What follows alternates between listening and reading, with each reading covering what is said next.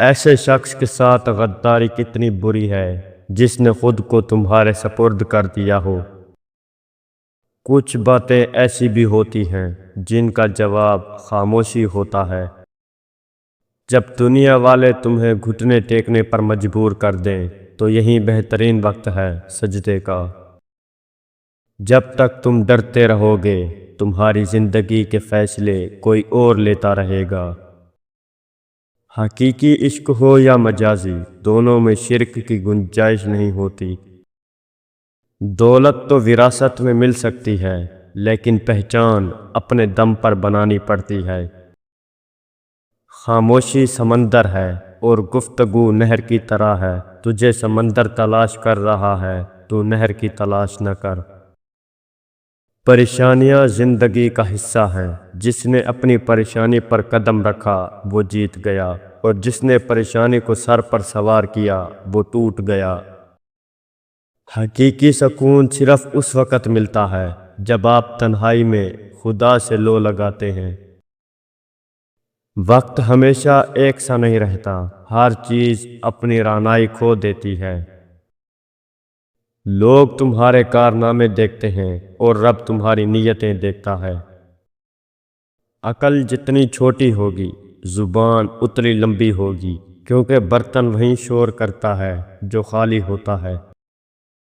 جو شخص موت کو زیادہ یاد رکھتا ہے وہ تھوڑی سی دنیا پر بھی خوش ہوتا ہے۔ ناراضگی ظاہر کرنا دل میں برائی رکھنے سے بہتر ہے۔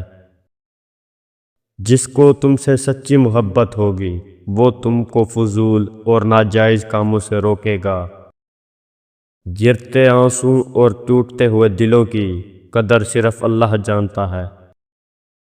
کسی کا دل مت دکھاؤ، ہو سکتا ہے کہ وہ تمہیں ایسے چاہتا ہو جیسے مرنے والا زندگی۔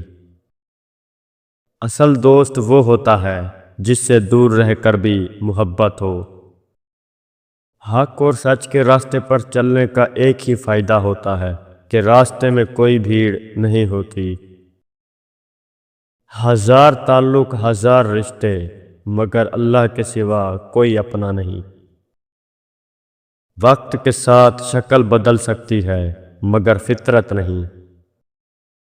جو لوگ عبادت میں بھی امیر و غریب کا فرق نہیں بھولتے ان کی عبادت میں برکت نہیں ہوتی۔ جو لوگ آپ کو اپنی اوقات دکھائیں تو یقین کر لینا چاہیے کہ وہیں ان کی اوقات ہے۔ خاموشی تمام سوالوں کا بہترین جواب ہے۔ اللہ تک پہنچنے کے لیے خود نہیں مرنا ہوتا، خواہشات کو مارنا ہوتا ہے۔ سکون انسان کا کمال نہیں، رب کی عطا ہے۔ جس کامیابی کی تم تلاش میں ہو وہ تمہیں ہر روز 5 مرتبہ اپنے پاس بلاتی ہے۔ نفرت سے آج تک کوئی کسی کو نہیں بدل سکا۔ مانگنا ہے تو اللہ سے مانگو جو کسی کا محتاج نہیں۔ زندگی میں سب کچھ بدلنے کے لیے پہلے خود کو بدلنا پڑتا ہے۔ زندگی ہر جینے والے کے پاس نہیں ہوتی۔ اللہ بدل دیتا ہے حالات کو، کوئی بھی آزمائش ہمیشہ نہیں رہتی۔ اگر اس دنیا میں خوش رہنا ہے تو ایک بات جان لو، تمہارے رونے سے کسی کو کوئی فرق نہیں پڑتا۔ وضو سے شکل، قرآن سے عقل اور نماز سے نسل پاک ہوتی ہے۔ توبہ کر لینا بھی ایک تقویٰ ہے۔ جب آپ مستقبل کے حوالے سے پریشان ہوں تو نیند آپ سے روٹھ جاتی ہے۔ نماز کا رہ جانا دنیا کے ہر نقصان سے بڑا نقصان ہے۔ اپنی زبان کو سلام کرنے کا عادی بنا لو، اس سے دوست بڑھتے ہیں اور دشمن کم ہوتے ہیں۔ عقل کو زنگ لگ جائے تو زبان فضول بولنے لگ جاتی ہے۔ کچھ لوگ خزانے کی طرح ہوتے ہیں، دل کرتا ہے کہ زمین میں گاڑ دیں۔ کسی کے ساتھ غلط کر کے اپنی باری کا انتظار ضرور کریں۔ اپنا اچھا وقت ان کو دو جو برے وقت میں آپ کے ساتھ تھے۔ اگر تم خود ترقی نہیں کر سکتے تو دوسروں کو ترقی کرتے دیکھ کر اپنی آنکھیں بند مت کریں۔ ماں سے 3 باتوں کی شکایت کبھی مت کرنا ورنہ ساری زندگی پچھتاؤ گے۔ ماں سے یہ کبھی مت کہنا کہ تم ہر وقت میری فکر کیوں کرتی ہو۔ ماں سے یہ مت کہنا کہ تم میرے آنے کا انتظار مت کیا کرو۔ ماں سے یہ کبھی مت کہنا کہ تم میرے کھانے کی فکر مت کیا کرو۔ جب ہم سانس لیں گے ہم امید کریں گے۔ آج کا درد کل کی طاقت ہے۔ آپ انسان کی عظمت بتا سکتے ہیں کہ وہ کس چیز سے ناراض ہوتا ہے۔ آپ کو آپ سے بہتر کوئی مشورہ نہیں دے سکتا۔ کوشش نہ کرنے کا کوئی بہانہ نہیں ہے۔ ہارنے کے بارے میں فکر کرنا شروع کرنے سے پہلے ہی ہارنا ہے۔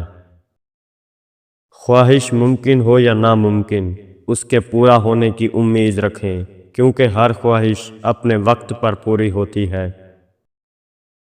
کل کے لیے کچھ نہ چھوڑو جو آج کیا جا سکتا ہے۔ لوگوں کو ظلم برداشت کرنے پر مجبور کرنا ظالم کا سب سے بڑا ظلم ہے۔ ایک جیسی عبادت کرنے سے ایک جیسا نتیجہ نہیں نکلتا۔ ہر عبادت کرنے والا شخص نیک نہیں ہوتا۔ اگر نیت بری ہو تو عمل بھی نیک نہیں رہتا۔ اللہ نے انسان کی حفاظت کے لیے اسے شیطان سے دور کر دیا، لیکن شیطان کی باتوں میں آ کر انسان اللہ سے ہی دور ہو رہا ہے۔ دولت کی ہوس ایک ایسی چیز ہے کہ اگر آپ کو تجورے بھی بھر دی جائے نیت پھر بھی نہیں بھرتی۔ اگر صرف عبادت سے انسان کا اللہ سے تعلق مضبوط ہو سکتا ہے تو انسان پر دوسرے فرائض عائد نہ کیے جاتے۔